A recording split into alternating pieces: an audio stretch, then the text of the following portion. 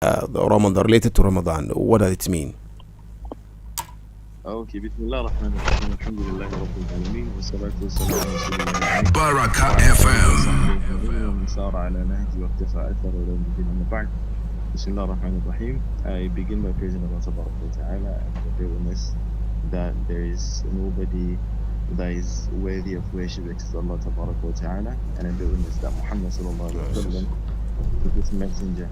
So fasting in Arabic language is called siyam or as-sawm, which linguistically in Arabic language, the word as-sawm itself, it means to abstain from something.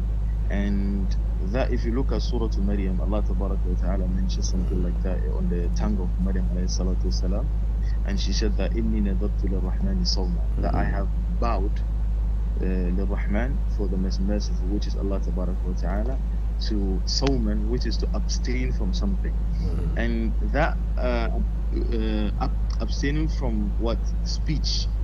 So this is the linguistic meaning in Arabic language normally.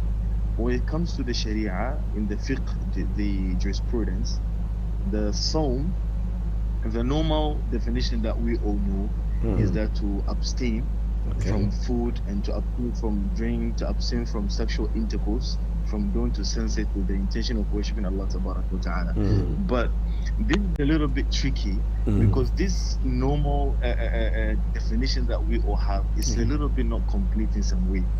So there is a hadith of the Prophet Sallallahu Alaihi Wasallam that is completing this definition, which is the hadith in Sahih al-Bukhari, narrated by Abu Hurairah radiallahu anhu. He said that the Prophet Sallallahu Alaihi Wasallam said, من لم يدع قول الزور والعمل به والجهل فليس لله حاجة أن يدع طعامه وشرابه. That the Prophet sallallahu alaihi wasallam said that whoever does not give up false speech, which is lying, and acting upon it whilst fasting, and ignorance, Allah Tabaraka wa Ta'ala has no need for him to give up his food and drink. So you see, when we say the entirety of the fasting is to give up food and drink and sexual intercourse, but the Prophet ﷺ is saying that no, if that is all you do in your fasting, Allah does not need it. If that fasting does not stop you from lying, it does not stop you from ignorance, from doing certain things that are haram, then Allah Tabaraka wa Ta'ala has no need for you to abstain from your food, from the drink. So we understand that the hunger and the thirst are not in any way the ultimate objective of fasting.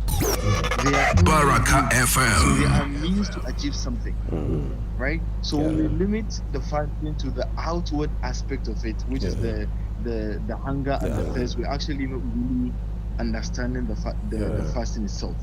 So it has to be with our spirit. We have to understand the original purpose of why do we do it. So fasting is something that we achieve. There is a goal we achieve through the hunger and the thirst and abstaining from sexual intercourse, and which is, inshallah, we're going to learn. What is the goal? What is the objective? Because if you reduce the fasting to just the hunger and the thirst, it's actually, that is not what is expected of you now.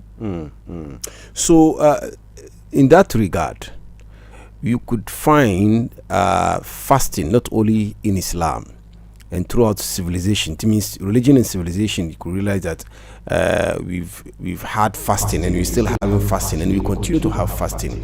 So what can you tell us when it comes to fasting? Why do we find it across religion and civilization?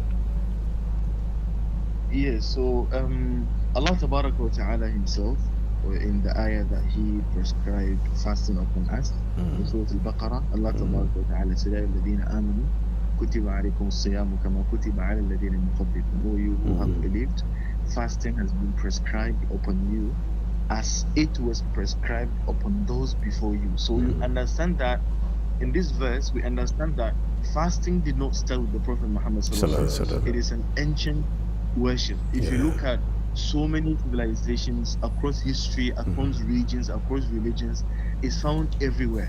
If you look at Hinduism, they have fasting. You look at Baraka FM. You look at Christianity, they fast. Even though in Jainism, Taoism, all these, religions, regions, cultures, traditions, everywhere. Fasting is everywhere. Even in modern medicine today, right? In modern medicine, it's something that is practiced as a means to achieve some health benefit, to heal diabetes and blood pressure, inflammation, and so many other things. So fasting is everywhere. Allah Tabaraka wa Ta'ala tells us that we did not begin this act of worship. Allah Tabaraka wa Ta'ala prescribed it upon those before us, all the people of the book. For example, the Jews, the Jews, they have something they call Yom Kippur, which is a complete fast they do from they abstain from food and drink.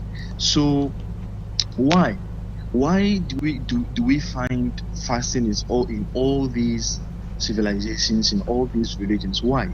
You have to. This is not accidental, right? It is deeply connected to the human nature, both physically and spiritually.